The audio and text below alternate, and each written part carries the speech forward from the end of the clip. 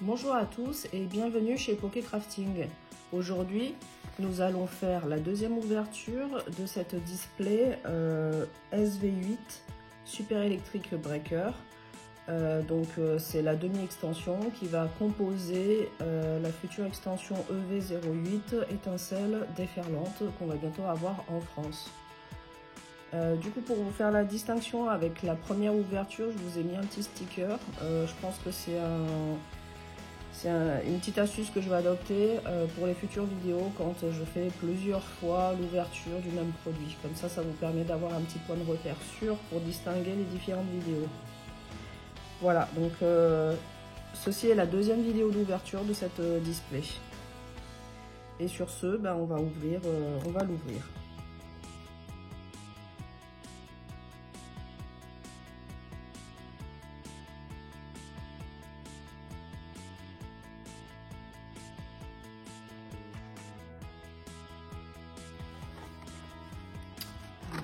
Découvrons nos magnifiques petits boosters. Hop. Donc, je sors l'ensemble des boosters. C'est un peu de sticker. Voilà. Donc, comme d'habitude, c'est une display complète. Donc, 30 boosters de 5 cartes chacune. Et dans cette extension, on a en tout 138 cartes, dont 32 cartes secrètes. Voilà. Et c'est parti du coup pour ouvrir le booster.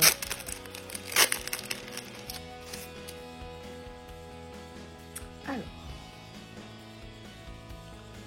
Rampi, Campagnol, Deden. Oh, Eternatus. Alors du coup, premier tirage de cette carte. Je crois que je ne l'avais pas eu précédemment.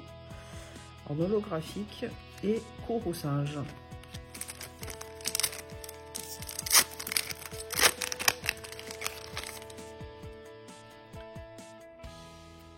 Crocogrille, Lépidonille, tout à fait, un objet et Miraidon. Troisième booster.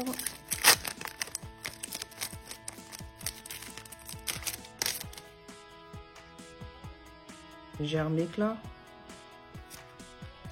Clécléon, Cistigris,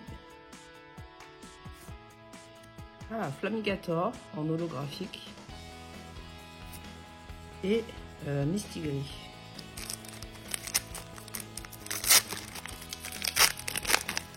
Booster suivant, Charbambin, Barpo, Igualta, Trio Piqueur d'Alola et Fulgulero. Ah d'ailleurs ça me fait penser, j'ai remarqué ça la dernière fois, en fait au niveau, donc là c'est le titre japonais, donc c'est marqué l'équivalent de Super Electric Breaker, mais en fait le premier caractère là que vous voyez donc ici, c'est le caractère de Super. D'ailleurs sur Dragon Ball Super vous aurez ce même caractère au début. Le deuxième caractère, celui-là c'est électrique.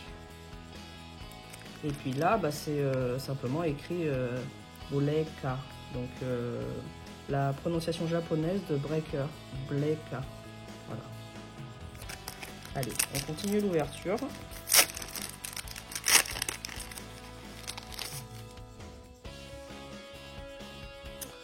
Alors, lui, c'est Créfadé, donc j'ai révisé entre-temps. Chochodile, Pérégrin, et une première carte Terra Stellaire, et ça va être, je crois que je l'ai déjà, c'est Trioxydre, donc très belle carte. J'aime beaucoup, encore une fois, les cartes Terra Stellaire. Elles sont magnifiques, là, avec ces couleurs arc-en-ciel sur le tour. J'aime beaucoup. Donc une carte en double, mais je suis très contente de l'avoir en double, celle-ci. Premier hit et Tauros de Paldea.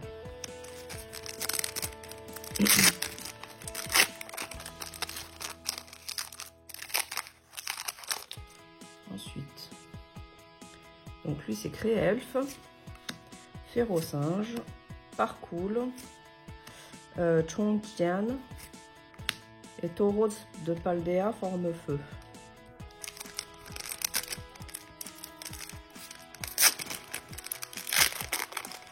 Booster suivant. Donc Pyronille, Togepi, Griboureigne. Ah, on a la carte Ace et c'est un objet différent. Voilà, un casque. Donc l'effet des cartes Ace en japonais c'est similaire à celle qu'on a en français. Donc vous connaissez. Deuxième hit, une carte Ace. Hôte de fer.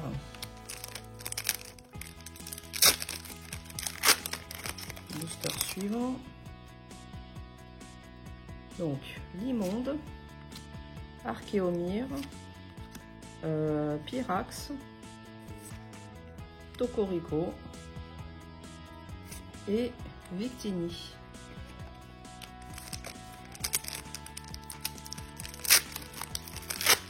Booster suivant.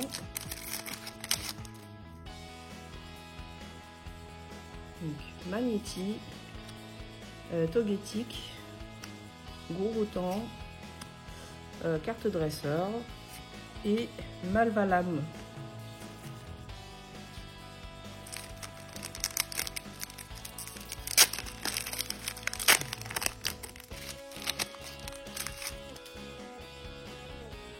Ensuite, Pimito,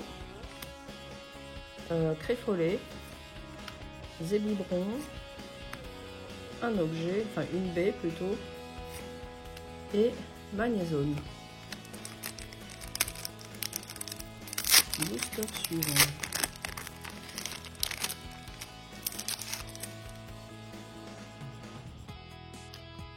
Donphan, Bakabou, Zeblitz, un objet et Karmadura.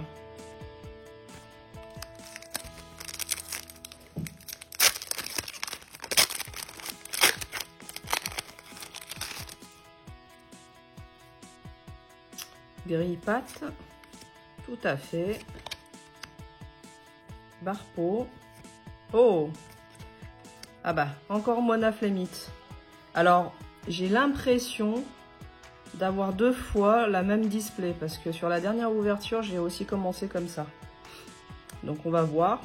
Je croise les doigts pour avoir quand même des cartes différentes. Mais ça peut arriver qu'on tombe sur deux displays avec des cartes similaires. Donc Monaflémite. Troisième hit. Et puis un stade.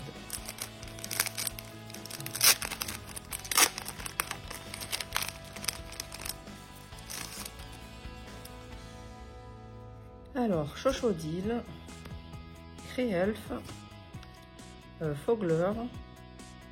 Ah, alors cette AR là, elle me dit rien. Oh, c'est Kecléon. Superbe. Ah, elle est magnifique cette carte. J'aime beaucoup. Kecléon. Donc là, on voit le Kecléon, mais il y en a aussi un là, et puis un là, et puis un là. Eh, ils sont bien camouflés sur la carte. Super carte. Donc du coup, ça me rassure, hein, parce que celle-là, je ne l'avais pas. Donc du coup, Magnéton.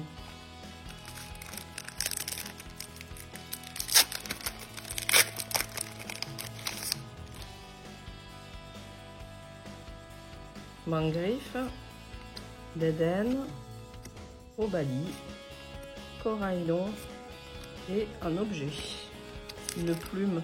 D'ailleurs cet objet là, je pense que c'est celui du jeu Écarlate et Violet. Quand on est en pique-nique pour jouer avec les Pokémon, je pense que c'est le plumeau là. Voilà. Il y a pas mal de références dans les cartes Pokémon aux jeux vidéo en fait, aux jeux console. Alors, Zapetrel, Gréboureigne, Sankoki. Ah! Oh! Alors, je vous montre juste le bas. C'est assez incroyable parce que là, du coup, c'est une rareté SAR. Ça veut dire que c'est une carte alternative que je viens de tirer. Et au vu du contour, c'est une alternative terra cristallisée. Donc ce que je vais faire, c'est que je vais garder cette carte de côté. On la dévoilera à la fin pour voir ce que c'est. Maintenant, je vais juste retirer la toute dernière carte qui est le noix de coco. Et voilà, on va découvrir celui-ci tout à la fin. Ça sera la grosse carte de la display. Donc très contente, en tout cas, d'ores et déjà, d'avoir une carte alternative. C'est vraiment, on la tombe pas forcément très souvent. Et là, en l'espace d'un mois, c'est la deuxième carte alternative que je tire dans les displays japonaises. Donc je suis très contente. Donc du coup, Togepi, Charbonbin, Motisma, Berasca, oui Messire. Hop. Alors, booster suivant.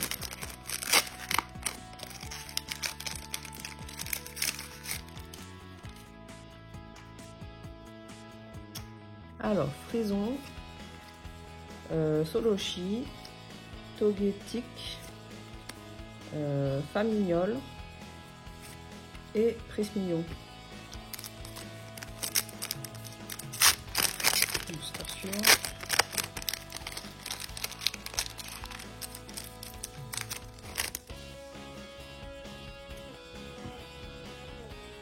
Donc Pyronille, Topiqueur d'Alola, Sistigri.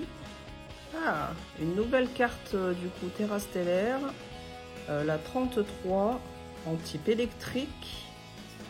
Oh, Pikachu, excellent, magnifique. Ah, je la voulais tellement, les cartes Pikachu. Enfin une. Voilà, magnifique cette carte Pikachu. Trop contente de la tirer.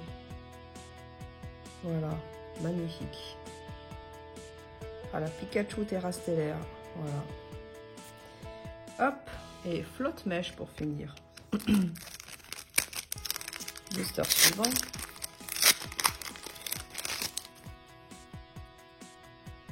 Crocogrill, la Kecléon, Fampi. Oh, alors celle-là je l'ai déjà, dommage. Du coup, la trio piqueur d'Alola en illustration rare. Voilà, donc cette carte-là ainsi que la Trioxydre, ce seront des cartes que je vous proposerai à l'échange. Donc pour ceux qui sont intéressés, n'hésitez pas à me contacter dans les commentaires. Hop, et K-Morse. Donc on en est à 6 plus 1, 7 hits. Donc, normalement c'est 9 hits par display, donc il manque 2 hits. Bon, notamment il manque une illustration rare et peut-être probablement une autre X. Voilà. Pyrax, Archéodong, Férocinge, Tritosaure et Dresseur de l'Institut Myrtille, pour ceux qui ont le jeu écarlate et violet.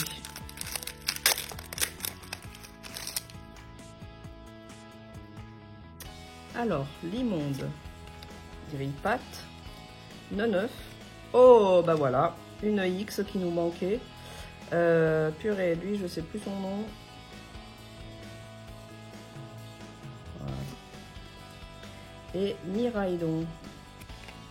Ah, ça y est, ça me revient. Scoville, hein. C'est Scoville, hein. Voilà.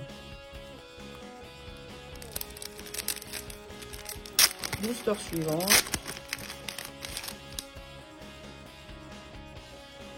Zeblitz, Diamat, Germéclat, Dresseuse et Tac-Tag. Booster suivant.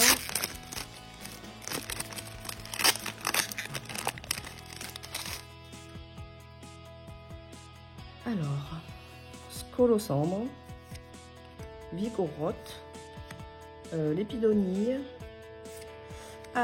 Baotian et une baie, je pense.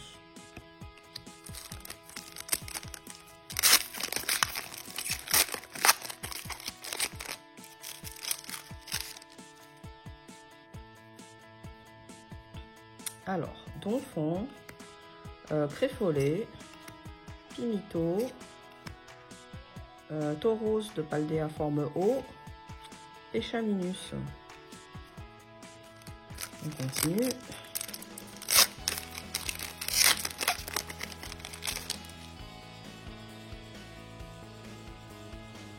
Alors, Zébivron, Frison, les Boulerous. Oh, alors la Limonde, bien sûr que j'avais déjà tiré également précédemment. Voilà, très belle carte également, donc que je proposerai à l'échange également. Et puis, Fulgulero. Donc là, normalement, on a tous nos hits. Donc du coup, je fais une petite pause d'ouverture. C'est pour vous dire un truc assez important. Si jamais vous vous lancez dans la collection de cartes japonaises, je vous déconseille d'acheter les boosters à l'unité. D'une part parce que les boosters peuvent se peser, et d'autre part parce que, par exemple, si on prend là une display, on sait qu'il y a 9 ou 10 hits garantis. De ce fait, quand les gens font l'ouverture comme c'est le cas là j'ai déjà mes 9 hits, donc je peux très bien m'arrêter là et ne pas ouvrir en fait les boosters restants parce que on sait qu'il n'y aura rien dedans. Bon, on va voir si on peut éventuellement avoir une surprise parce que des fois, il arrive exceptionnellement que on ait une carte en plus au niveau des hits.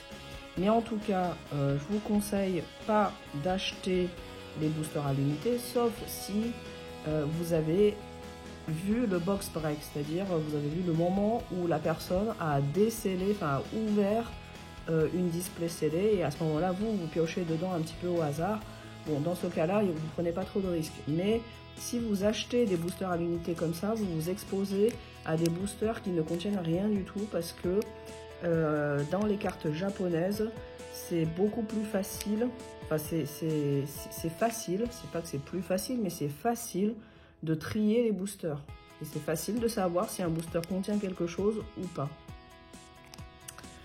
Voilà, donc n'achetez les boosters à l'unité que si vous faites vraiment confiance à votre vendeur ou que si vous avez vu l'ouverture de la display et que vous piochez tout de suite derrière, quoi.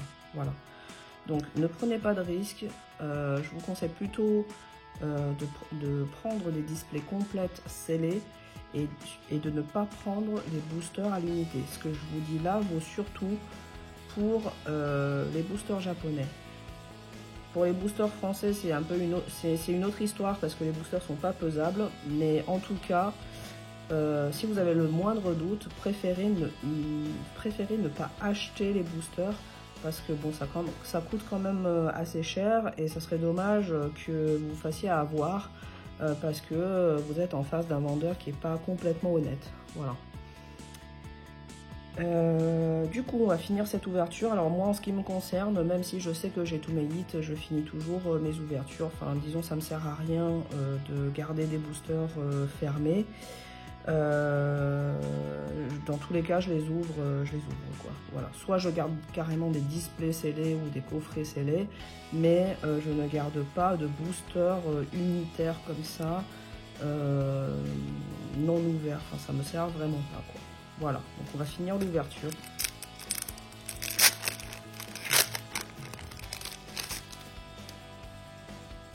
Tranquillement. Germe-éclat, Créfadé, Parcoul, Tauros et le Volcan.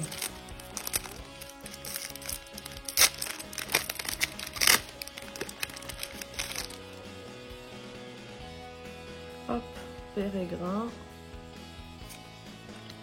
Magnéti, Archéomir, Malvalam et Magneton.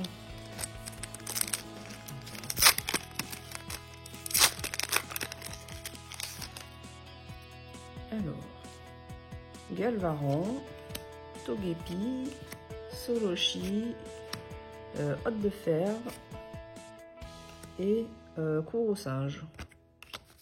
Ah, il en reste 2.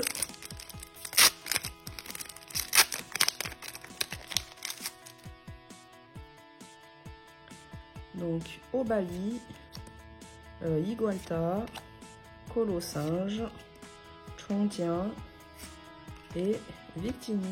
Et le tout dernier booster sur lequel normalement on n'aura rien, puisqu'on a déjà nos 9 hits. Hop. Sans coquille, Compagnol, Motisma, Mistigris, et on finit avec un objet.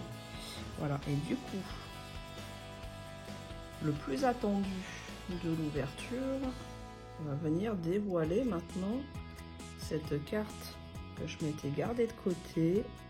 On va voir ce que c'est. Alors, c'est la 132 sur 106.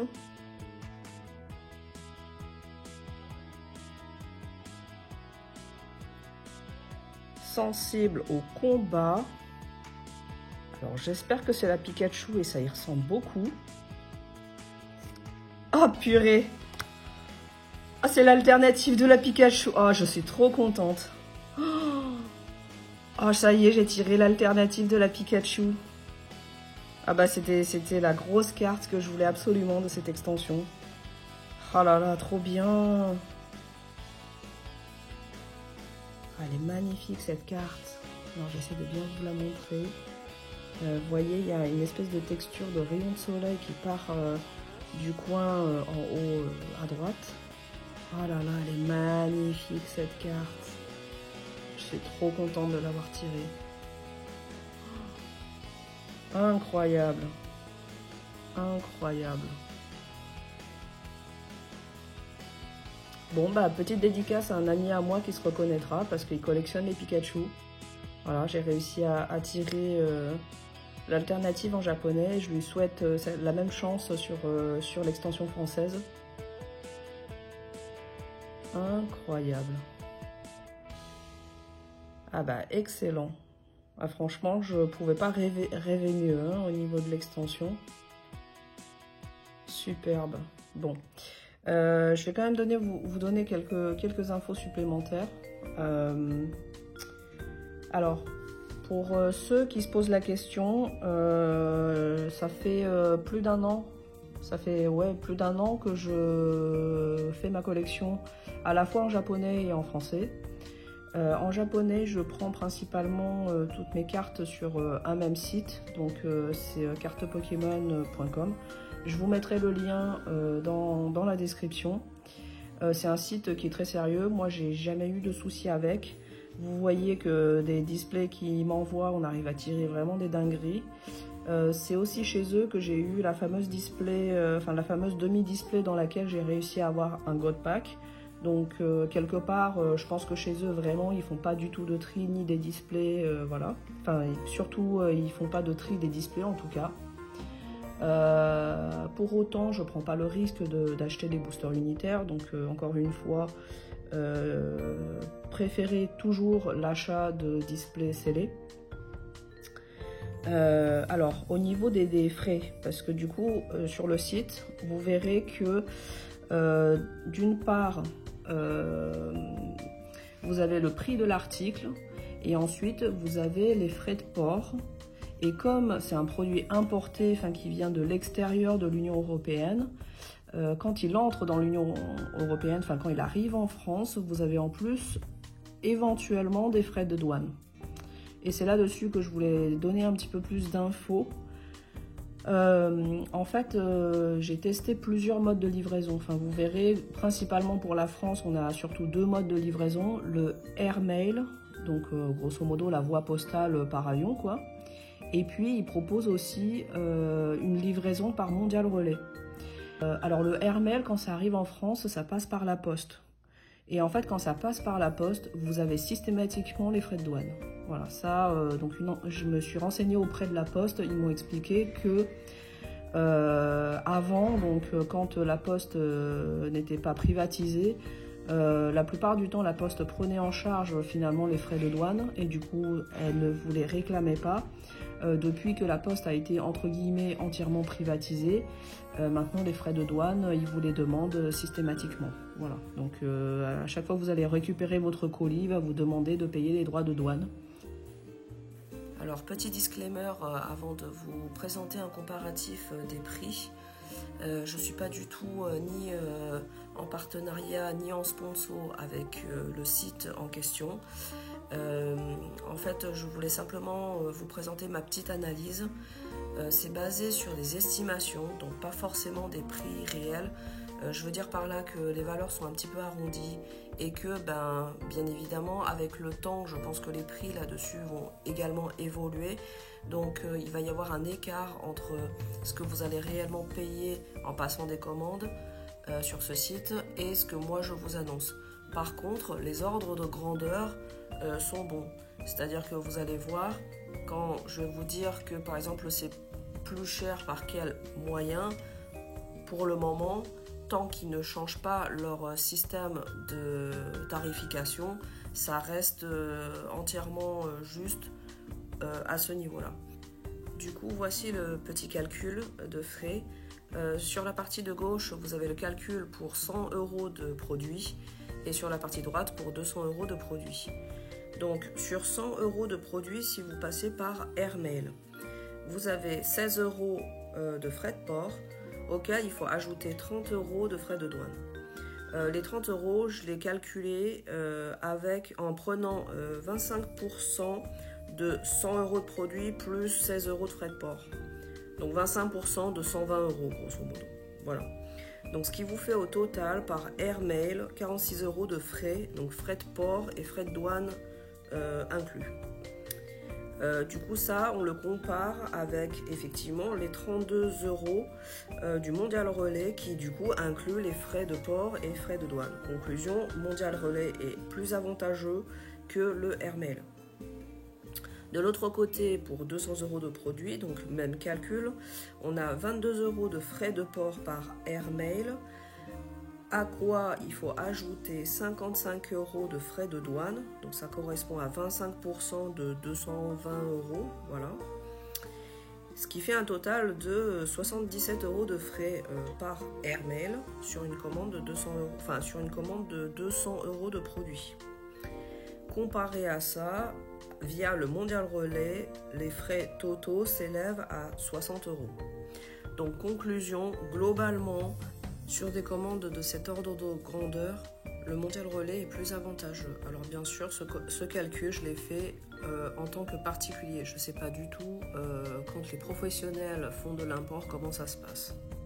Moi, ma petite expérience, c'est que ce fameux site-là que je vous mets le lien en description, si ça vous tente de vous lancer dans les collections de cartes japonaises, n'hésitez pas. C'est un site qui est fiable. Moi, j'ai jamais eu de soucis avec eux. D'habitude, je reçois leur colis entre 7 et 10 jours après l'envoi de leur côté. Et il m'est arrivé une fois qu'un colis a pris 3 semaines pour arriver parce que le colis, il a tourné à peu près une semaine et demie, à peu près 10 jours dans les différents services de douane. Alors du coup, sur le suivi, vous voyez qu'il est à la douane à tel endroit, puis à un autre endroit, puis il revient, puis il repart. Enfin, ça fait un peu des allers-retours, quoi. Voilà, donc ça, c'est le seul souci que moi j'ai eu avec ce site. Après, encore une fois, ce n'est pas un partenariat avec eux. Je vous parle juste de ma propre expérience. Je me dis, il n'y a pas de raison que ça se passe bien pour moi et que ça se passe mal pour les autres. Je pense que ce site est plutôt fiable, voilà. Maintenant, je peux rien garantir à 100%, enfin on n'est jamais à l'abri. On n'est jamais à l'abri, quoi, hein, du coup. Mais en tout cas, je commande toutes mes cartes japonaises chez eux et pour l'instant, j'ai jamais eu de soucis sur un an, quoi. Un an de pratique, voilà. Je m'excuse pour ceux qui ont trouvé ces explications beaucoup trop longues. Je pense que c'était nécessaire pour ceux qui sont intéressés par la collection de cartes japonaises. Voilà, en tout cas, n'hésitez pas à me dire si vous avez d'autres questions sur ces sujets-là. Voilà, n'hésitez pas en commentaire, je répondrai avec plaisir. Sur ce, je vous laisse voilà, sur cette magnifique carte Pikachu alternative qu'on a sortie de cette display. Je vous souhaite d'avoir autant de chance que moi sur vos ouvertures et je vous dis du coup à une prochaine fois pour une nouvelle vidéo ouverture ou une vidéo de loisirs créatifs.